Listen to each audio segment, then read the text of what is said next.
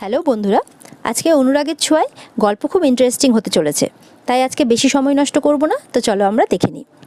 প্রথমেই দেখা যায় জয় আর উর্মি সোনারূপাকে বাড়ি নিয়ে আসে, আর এদিকে ওদেরকে বাড়ি আসতে দেখে লাবণ্য তো খুব খুশি হয়ে যায়। লাবণ্য বাড়িতে সবার ফেরার জন্য সব রকম অ্যারেঞ্জমেন্ট করে রেখেছে। রূপারা বলে রূপাদের বাড়িতে আসতে খুব ইচ্ছে করছিল, কিন্তু বাবা মা একসাথে না থাকলে আমাদের যে ভালো লাগে না। লাবণ্য বলে ভালো যে আমাদেরও লাগে না দিদিভাই, কিন্তু কি করব, তাই আমরা ঠিক করেছি বাবা মা যখন কলেজে থাকবে তখন আমরা সবাই একসাথে সময় কাটাবো, কেমন? তখন রূপারা বলে আমাদের যে ভালো লাগে না এই বাড়ি ছেড়ে যেতে, খুব মন খারাপ করে।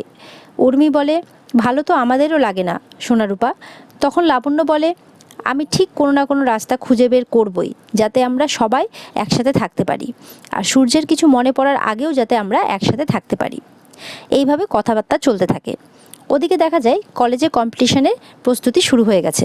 তখন কলেজের স্যার বলে আজ আমরা সবাই জানি সূর্য সেনগুপ্ত আর ঋত্বিকের আজকে নিজেকে প্রমাণ করার লড়াই। এরপর স্যাররা কম্পিটিশনের সমস্ত নিয়মকানুন বলে দেন। এবার কম্পিটিশন শুরু হয়ে যায়। স্যাররা প্রশ্ন করতে থাকেন। এরপর প্রশ্ন করতেই দেখা যায় প্রশ্নের পুরো অপশান শেষ না হতেই সূর্য একের পর এক প্রশ্নের উত্তর দিতে থাকে, আর সবাই অবাক হয়ে যায়। ঋত্বিক তো কোনো উত্তরই দিতে পারে না।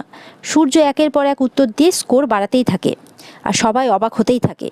ঋত্বিক আর তার বন্ধুরা সূর্যের দিকে তাকিয়েই থাকে। এবার এসব কি ঘটছে, কি করে সম্ভব হচ্ছে? ঋত্বিক তো পুরো হাঁ করে তাকিয়ে থাকে। এবার দেখা যায় কলেজ স্টুডেন্টসরা এবার সূর্যের প্রশংসা করতে থাকে, যারা এতক্ষণ ঋত্বিকের প্রশংসা করছিল। এবার লাস্ট প্রশ্ন। স্যাররা বলেন এবার কিন্তু লাস্ট প্রশ্ন, আর এই প্রশ্ন কমপ্লিট করার পরেই আমরা বিজেতার নাম ঘোষণা করব। এবারও দেখা যায় যে প্রশ্ন কমপ্লিট হতে না হতেই আবারও প্রশ্নের সঠিক উত্তর দিয়ে দেয় সূর্য, আর সূর্যকে জয়ী ঘোষণা করা হয়।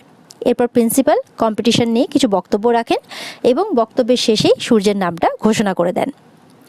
আর দেখা যায় কলেজের সমস্ত স্টুডেন্টসরা যারা ঋত্বিকের দলে ছিল তারা সবাই সূর্যকে সাপোর্ট করতে থাকে, সূর্যের জয় জয় করতে থাকে, আর সূর্যের নাম করতে থাকে। এই দেখে ঋত্বিকের তো খুব রাগ হয় এবং অপমানিত বোধ হয়। আর সূর্যকে নিয়ে বাকি স্টুডেন্টসরা সমানে চেয়ার আপ করতে থাকে, তাকে নিয়ে সেলফি তুলতে থাকে, একের পর এক সেলফি তারা তুলতে থাকে, আর তাকে নিয়ে ব্যস্ত হয়ে পড়ে। এদিকে মেয়েদের সাথে সেলফি নিতে দেখে দীপার তো খারাপ লাগতে থাকে। দীপা তখন সূর্যের হাত ধরে সবার কাছ থেকে তাকে নিয়ে আসতে থাকে যে আপনি চলুন, এখানে কী হচ্ছে এসব, আপনি চলুন আমার সাথে। তখন সূর্য কিছুতেই যেতে চায় না, আর দীপা আরও বেশি রেগে যায়, আর তার খারাপ লাগতে থাকে। তখন ঋত্বিক রেগে গিয়ে বলে আমি এই রেজাল্ট মানি না, আমার মনে হচ্ছে এর পেছনে কোনো গল্প আছে, এই জেতার পেছনে কোনো গল্প আছে। ও একের পর একটা প্রশ্নের উত্তর কিভাবে দিতে পারে? আমরা তো এন্ট্রান্সে এই সমস্ত প্রশ্ন পাইনি, তাহলে এটা কিভাবে সম্ভব? আমার মনে হচ্ছে এর পেছনে কোনো গল্প আছে, আমি সেই কারণটা নিশ্চয়ই খুঁজে বের করব। তখন কলেজের স্যার বলে তুমি এসব কি বলছো? কি গল্প থাকতে পারে এর পেছনে? যা ঘটেছে সব তো তোমার সামনেই ঘটেছে, আর সবার সামনে ঘটেছে। তো তোমার কিভাবে মনে হচ্ছে এটা যে এর পেছনে কোনো গল্প আছে? তখন ঋত্বিক বলে এর উত্তরটা প্রিন্সিপালকেই দিতে হবে। আর এই বলে ঋত্বিক সেখান থেকে চলে যায়। এদিকে লাবণ্যর কাছে কলেজ থেকে খবর আসে, আর লাবণ্য তাড়াহুড়ো করতে থাকে আমাকে কলেজে যেতেই হবে। সবাই জিজ্ঞেস করতে থাকে, জয় জিজ্ঞেস করতে থাকে যে কি হয়েছে মা? তখন লাবণ্য বলে আমি যা বলার সব কিছু এসে বলবো, কিন্তু আমাকে এখন এখান থেকে যেতেই হবে কলেজে তাড়াতাড়ি করে। তখন ঠিক সেই মুহূর্তে সেখানে আসে দীপার বাবা। দীপার বাবা এসে বলে সোনারূপাকে কটা দিনের জন্য আপনার কাছে একটু রাখতে হবে। আমি কটা দিনের জন্য থাকবো না, আসলে আমার শাশুড়ি মা অসুস্থ হয়ে পড়েছেন, তাই আমাকে একটু সদর হসপিটালে যেতে হবে। আসলে উনি এখন একটু ভালো আছেন, কিন্তু টাকা পয়সার একটু ব্যাপার আছে, তো তো দীপার মা সবটা সামলাতে পারবে না, তাই জন্য আমাকে একটু যেতেই হবে। তো গেলেই যে আমি তাড়াতাড়ি ফিরে আসতে পারবো এমনটা তো নয়, কটা দিন তো সময় লেগেই যাবে, প্রায় 8-10 দিন মতো, বুঝতেই পারছেন। তো ওই কিছু সময় ওখানে উর্মি একা একা 3টে বাচ্চাকে দেখাশোনা করতে পারবে না, তো সেই জন্য আমি চাইছি সোনারূপা আপনাদের এখানেই থাকুক। আর এই শুনে তো লাবণ্য, জয়, উর্মি সবাই খুব চিন্তায় পড়ে যায় যে এদিকে দিদা খুব অসুস্থ, আর ওদিকে সোনারূপাকে এই বাড়িতে রাখতে হবে, দাদাইকে কি বলবে, দাদাই প্রশ্ন করলে কি বলবে, দিদি দেখে কি বলবে, এই সমস্ত অনেক চিন্তাভাবনা ঘুরতে থাকে।